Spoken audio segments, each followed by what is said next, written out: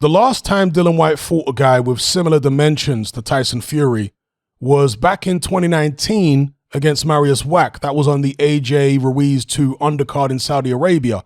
But I won't read too much into that fight because of the fact that Dillian Whyte was 271 pounds, so he was about 24 pounds over his normal fighting weight. And he's not a big 6'8" tall guy like Tyson Fury, where he can carry the extra 24 pounds. No, Dillian Whyte looked terrible with all that extra weight on him. And of course, we saw in the Alexander Povetkin rematch, he was at his normal fighting weight, which is around 247 pounds. So I'll discount the Marius Whyte fight.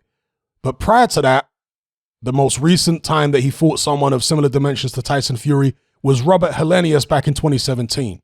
Now, if we look at some screenshots of that Helenius fight, I'm going to point out some things here which concern me for Dillian Whyte going into the Tyson Fury bout. Now, Dillian Whyte had a tendency in this fight to overcommit with right hands and end up throwing himself off to his own left, but to his opponent's right. And that's what we see here. Robert Helenius was originally here. Dillian Whyte comes in and launches into a right hand, which obviously doesn't hit Robert Helenius. Helenius moves to his left to avoid it. You see Dillian Whyte over here and Robert Helenius over here. Helenius was very defensive in the fight. He wasn't particularly aggressive, and Dillian Whyte was able to get away with making mistakes like this. And if you watch the fight, he did this time and time again. It wasn't always quite this extreme where he ended up over here not even looking at Robert Helenius, but there were many, many occasions, particularly in the early rounds, where Dillian Whyte would overshoot the right hand and he'd end up way over here and Robert Helenius would be somewhere here, right? Let's say in the middle. And a better fighter than Helenius could take advantage of this situation. A better fighter than Helenius could actually walk Dillian Whyte onto shots because he knows he's going to overcommit with the right hand. So that's one of the mistakes that Dillian Whyte was making.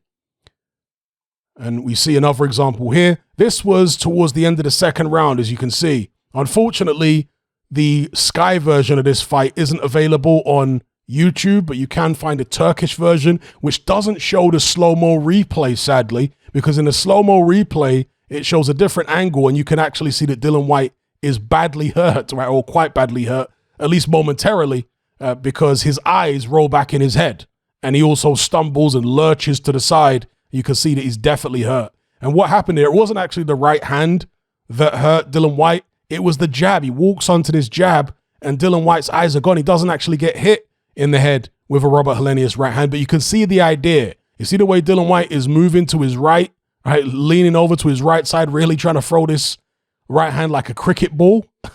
And Robert Helenius is coming straight down the pipe. He almost reminds me of Lennox Lewis in the first Oliver McCall fight, where Lewis was throwing a right hand, not quite this wild and overarching, but Lewis was known for throwing his right hand prior to being with Manny Stewart in an arcing overarm fashion.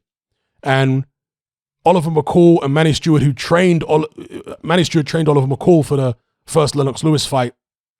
And he had observed that Lewis threw his right hand like this, and they wanted to come straight down the pipe, time Lewis when he's throwing the arcing overhand right with a straight shot and beat him to the punch. And that's exactly what happened, of course. And this kind of reminds me of that, where Robert Helenius is throwing a straight one and Dillian Whyte is throwing this looping, arcing overhand right. So this is another thing which Tyson Fury could take advantage of when Dillian Whyte throws this kind of shot. Now, obviously, at the same time, you can look at Tyson Fury when he fought Steve Cunningham. He got dropped with a shot like this. It was an arcing overhand right. So maybe Dillian Whyte's tendency to throw this kind of punch could actually pay off against Tyson Fury. But I'm just pointing out the fact that it can be taken advantage of as well. If you know that Dillian Whyte throws this kind of shot, if you train for this kind of shot coming at you, you can beat him to the punch with a straight one down the pipe, or you can evade the wild overhand swing, step here to your left, and encounter Dillian Whyte when he's in a vulnerable position, just like he was in the previous screenshot here. Right? If you're not quite so far away, if you're maybe here rather than here, you can be on Dillian Whyte hitting him with shots as he turns back around, right? So, yeah, that's another issue. And this is just an angle here of the jab. It's the same thing here. This is a right hand that hits Dillian Whyte in the body. But prior to that, it was this jab that actually hurts Dillian Whyte. And you can see his eyes go a bit funny for a second or two. And he kind of lurches to the side if you watch the fight. So I've spoken in previous videos about Dillian Whyte's punch resistance. He can be hurt. He can be knocked out, as we saw against Alexander Povetkin. He's been hurt in numerous fights. And this is one of the things that Teddy Atlas actually finds concerning about Dillian Whyte, that he's hurt in a lot of fights. Not just down, but hurt a lot of the time. And I would concur with that. I have to concur with that. It is a bit concerning that he gets hurt this often. Tyson Fury, not a massive puncher, but I don't necessarily think he has to be hurting Dillian Whyte, you know? Also, Dillian Whyte and the Helenius fight is a good fight to watch to see what I'm talking about. And the reason I bring it up, of course, is because similar dimensions to Tyson Fury. So Dillian Whyte's ability to chop down an opponent like this is, it's worth looking at this fight to get an idea of how he may do against Fury in terms of being able to walk him down and chop him down, assuming that Fury actually sticks and moves boxes on the outside. If Fury comes forward, then all of this is irrelevant and it's a totally different fight.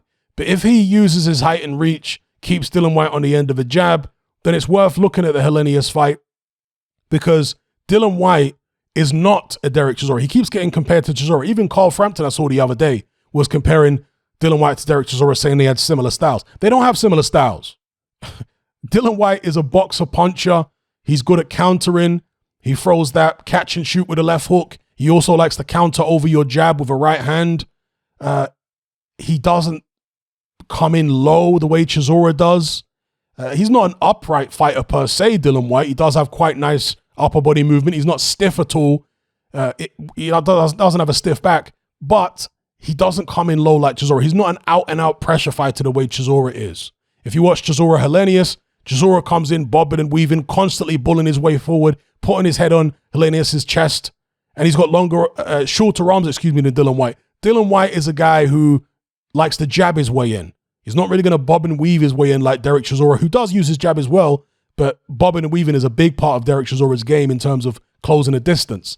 Dillian Whyte will move his head here and there, but he hasn't mastered that art of pressure fighting where you're bobbing and weaving and you're constantly, getting in on the inside. Will he be able to master it in training camp for this fight and then come out looking like a Derek Chisora type fighter? Who knows? I doubt it, but we'll see. In the Helenius fight here, he was really jabbing his way in. He was fighting basically like he was the same height as Helenius in a certain sense, because he does have long arms and he was able to actually control Helenius with his own jab. Helenius landed jabs too that were able to stun Dillian Whyte at times, but Dillian Whyte was landing his jabs on Helenius, and I think that's what put Helenius in check, because he felt like, okay, it's hard for me to set up the right hand because this guy actually does have a good jab and he's punching me in the mouth with it every time I try and set up this right hand. So Dillian Whyte did a good job in that sense, and that will be a key against Tyson Fury, I think, is the jab for Dillian Whyte.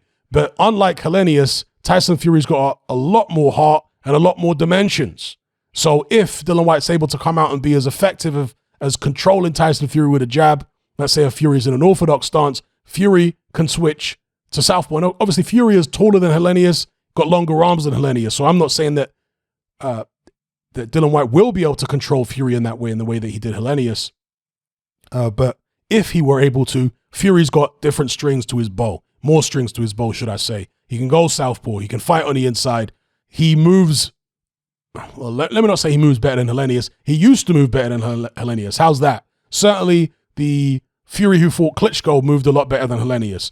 But the Fury who's 270, 280 pounds, can he move as well as Helenius around the ring? Who in this fight I think might have been, let me check, what was his weight here? Helenius fight. Helenius was 248. Okay, so a lot lighter than Tyson Fury. Can Tyson Fury move better than a 248 Helenius when Tyson Fury is weighing 270, 280 pounds? Assuming that's what he's going to be for this Dillian Whyte fight.